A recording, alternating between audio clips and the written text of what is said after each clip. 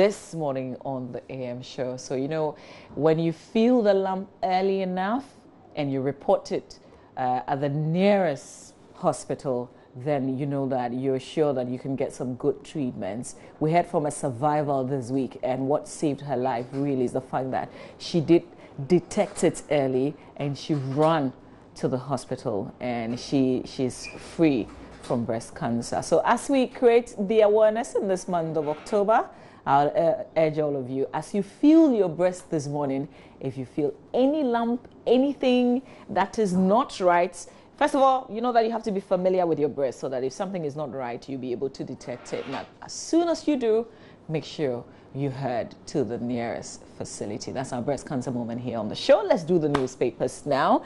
And we will start off with the Daily Graphic newspaper. Front page of the Graphic, Minister directs removal of problematic roundabouts in Kumasi. Well, I've been talking about it this morning. So if you're familiar with these roundabouts, as it is also being reported in the Daily Graphic newspaper, let me know what you think as Himin Teria joins us live from Kumasi this morning.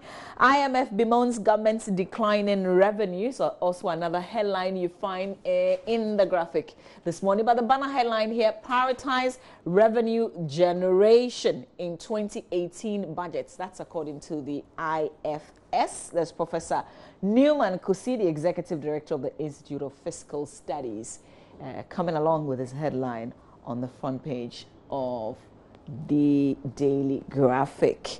All right, also Chinese to take Ghana visas in Beijing. It comes with a question mark. Not sure I quite understand that, but it also comes with a picture of Kofi Jamasi, the Minister of Chieftaincy and Religious Affairs. So, you know, we'll have to go to page 16 to see what this is about really in the Daily Graphic newspaper. All right, so here we go with this story.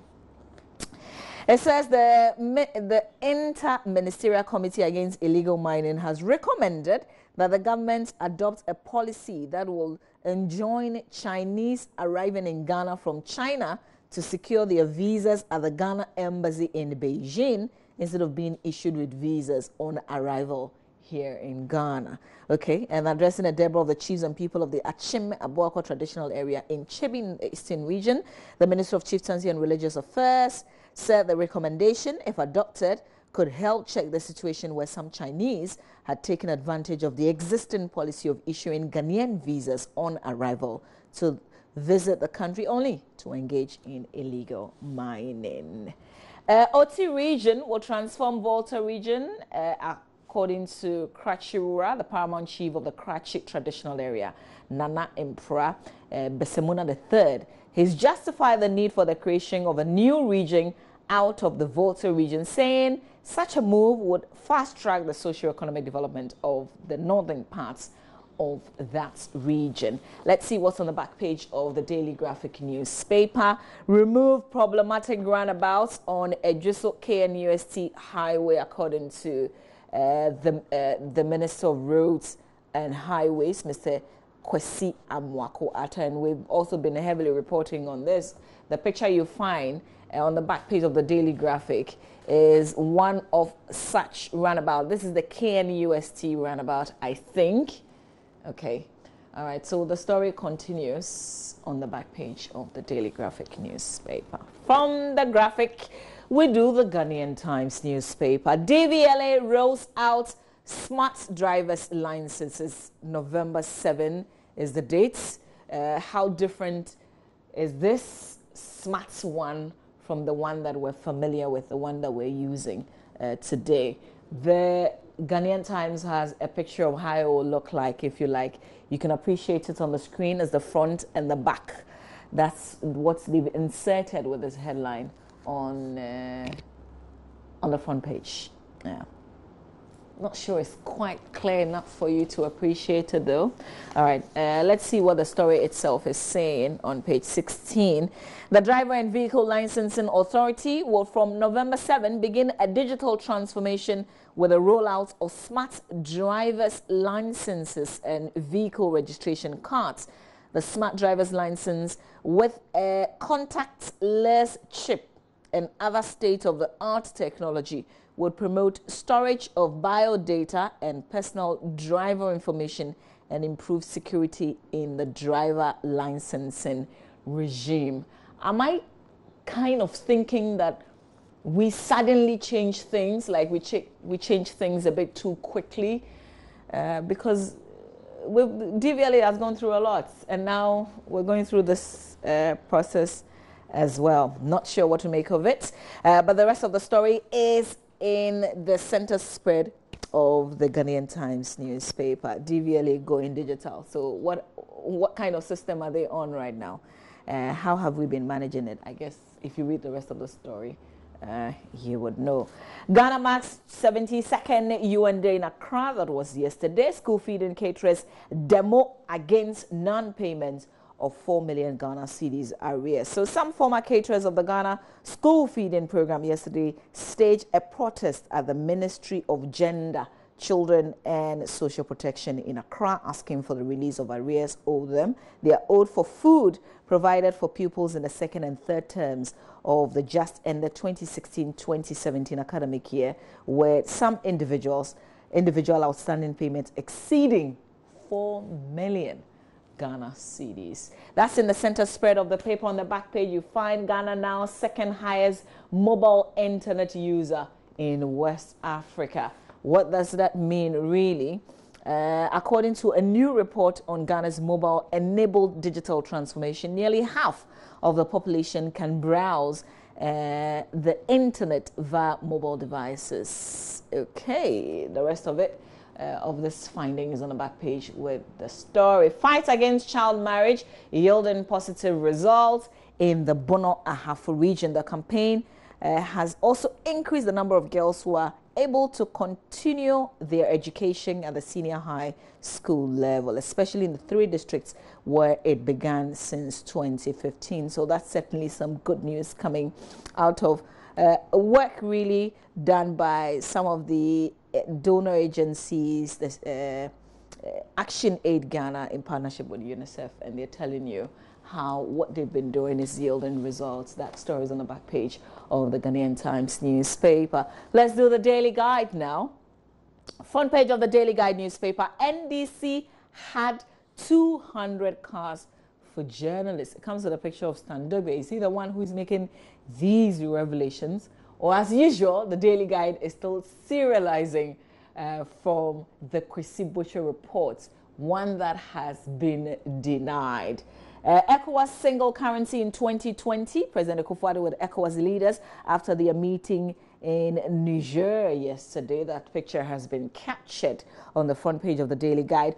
Too much sex caused whose defeat, and who's saying that?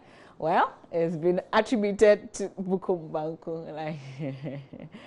I'm excited because, you know, it looks like we're beginning to know what happened to Bukom Banku. He probably didn't eat eto, but something else that he did. We'll get into details of that in a bit. Major Mahama Trust Bill in Parliament. IFS tasks governments on revenue. Let's do the NDC had 200 cars. Let's see who's talking right now. The Kwesi Butcher report. Oh, okay, Daily Guide. The Kwesi Butcher reports, which captures how the NDC embarrassingly lost the 2016 elections. According to the Daily Guide, states that the party offered 200 cars for grabs by journalists. Interestingly, according to the report, only a few members of the then Presidential Press Corps benefited from the car largesse. So this is really not different from what, you know, we brought you yesterday from that document that JoyNews also got a hold of, but we know as usual, is being denied. We're told that the document is, you know, like some top secret document. Very few people in the party, top of the hierarchy, have it. So it's almost like it's impossible that we will get bits and pieces of it. What the media is reporting essentially is being denied. But if you're interested in the Daily Guide's angle of this 200 cars that were supposedly supposed to have been given to journalists, you can read about it. But this is a story of interest. A member of the Hare Krishna movements has attributed Bukom Banku's 7th round technical knockout by Bastille Samuel in last Saturday's boxing to too much sex. So it's not Bukom Banku himself saying it. but it's somebody who apparently got some kind of revelation. According to him, the controversial boxer who openly boasts of the number of women he has been sleeping with does not have enough energy to concentrate on the fight as a result of constant and uncontrolled sex. Brian Makamoko, popularly known as Bukum Banku, was embarrassingly beaten by Basti Samero, aka The Beast, in their cruiserweight non-title fight at the ultra-modern boxing, Bukum boxing arena. So if you believe this angle, then that's it. ECOWAS single currency in 2020. This conversation has been ongoing for like forever, really. The paper is reporting the leaders of the West African sub-region met yesterday with the issue of a common currency high on the agenda. By the end of the meeting, which was held in Niger's capital, they had resolved to speed up the processes leading to the attainment and use of a common currency in the sub-region by the year 2020. Let's check out what's in the center spread of the paper. Okay. We really don't want to show this morning, do we? Okay. Heating things up. What's her name? Is it Kisa Bekle? Not sure, but the body is certainly fine. So that's what will get your attention when you open it to the center spread of the paper. Okay. The other stories, you have to read them for yourselves. That's it for the Daily Guide. Let's do the Finder newspaper. Front page of the Finder. Danger imminent. Church under construction shares war with LPG station. Productivity and profitability key to cocoa sector, according to Cocoa Board.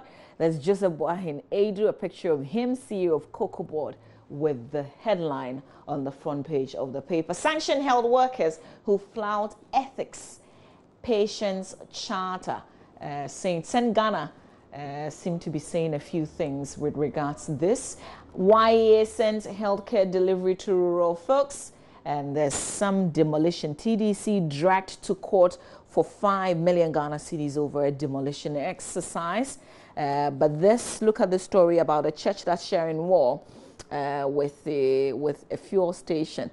But who is supposed to relocate? Is it the church or the fuel station that's been in existence already? Clearly, if you look at it, it's a place that's already set up. But let's see what the paper is saying. It says, a building under construction, purported to be a church, is sharing a wall with a liquefied petroleum gas filling station in La, opposite Ghana Trade Fair Company Limited site. Using the road to Zenith College, Seam Oil and LPG filling station is opposite the Trade Fair site. Information gathered by the Finder indicates that the gas filling station has been in operation for over 17 years now. So, I'm not sure this is one of those that we can accuse the station of citing, illegally or something of the sort. If it's true, certainly a church cannot share, the same space with a gas fuel station. All right. So there are a lot of stories in the Finder newspaper that you can look at later today. Let's do the Daily Dispatch quickly. Creation of 22 new districts. Focus on the 6 other regions. Top 10 exporting countries in world football. Let's see if we'll find Ghana in the top 10. Maybe no. Definitely no. Okay, so let's see. Where's the story? Number 10 is Uruguay. 6 is Spain. England is number 5. Argentina is 3. So they've been, the figure is 753 footballers. Barcelona have been identified their prime objective for the winter transfer window. Okay, this one is not really for me, it's for Benedict. My interest is the top 10 exporting countries in world football. Number 4 is Serbia. Okay, so where's the number 1? I'm sure it's in the paper somewhere. If you find time, you can check it out. Details of that story in the Daily Dispatch newspaper. Let's do the Ghanaian Observer. We'll end with the Today newspaper. The Ghanaian Observer front page. Deputy Minister MPA boss woo oil dons to invest in Ghana's petroleum market. ECOWAS leaders eye common currency by 2020. That story also being reported here. Rig World boss grabs African Young CEO Impact Award. Cocoa board to build robust cocoa sector. And ending it all with the Today newspaper, danger, drinking sports take over high voltage power lines. The high voltage power lines at the Demod area under which drinking sports are cashing in on. So you know when danger is looming, this is typical. Leave Kokrobite chief fishermen alone, and DVLA to roll out smart license on November 7. That's it for the newspapers that we're looking at in terms of what's making headlines. We will now turn our attention to myjoyonline.com. But here's a text message that's been sent. This one says, you're enjoying the show. Well, I thank God for that. Says, God bless you. Okay. Sleeping with 4 years, 7-month-old child. God help us.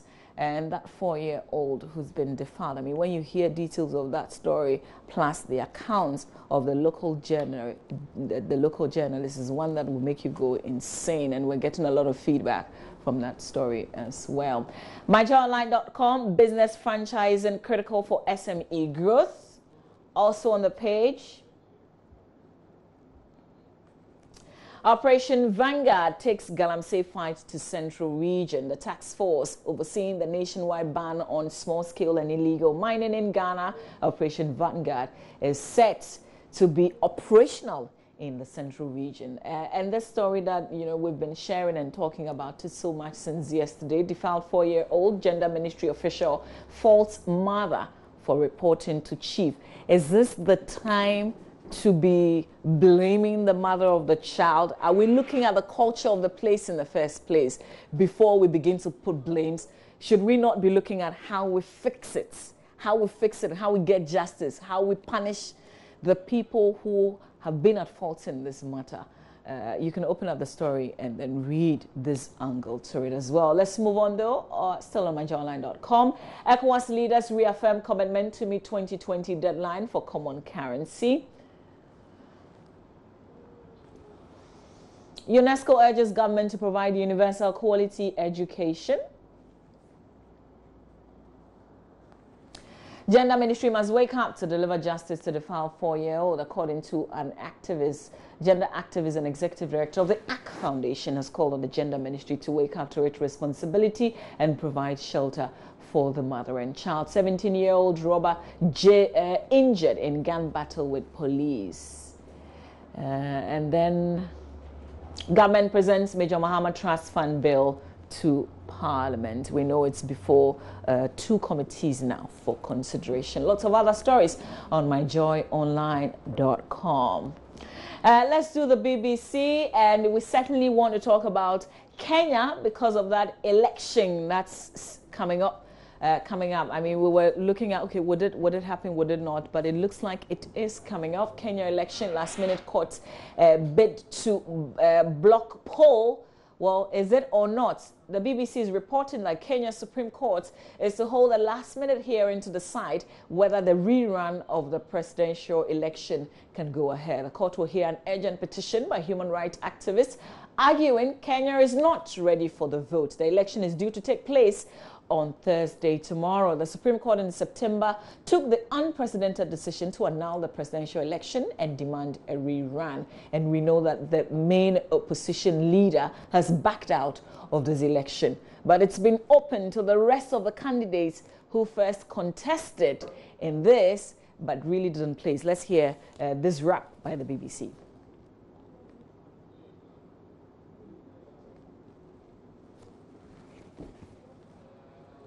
All right, we get ready for this video, and then we'll share a bit more on the Kenya elections. Here we go.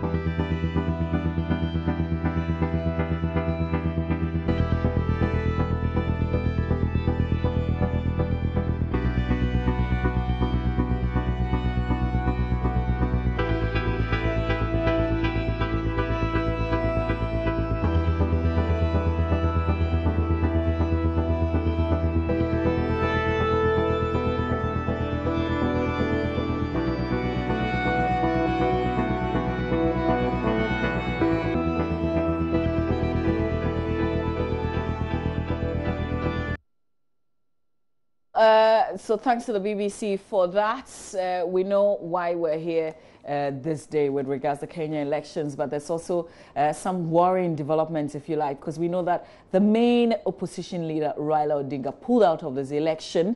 Now he's asking his supporters to protest, you know, to hit the streets and protest. So we're not sure exactly how things are going to be in Kenya, but we'll certainly be following this court hearing to see if the Supreme Court of Kenya is going to put a hold on the elections, or if they're still going to go ahead and do this election. Today is your birthday, Mr. John Boydu, who is the New Patriotic Party's acting general secretary and also organizer of the party. Happy birthday to you from the entire team. Well, here there's a big, okay, I'm not going to say it. Stay with us.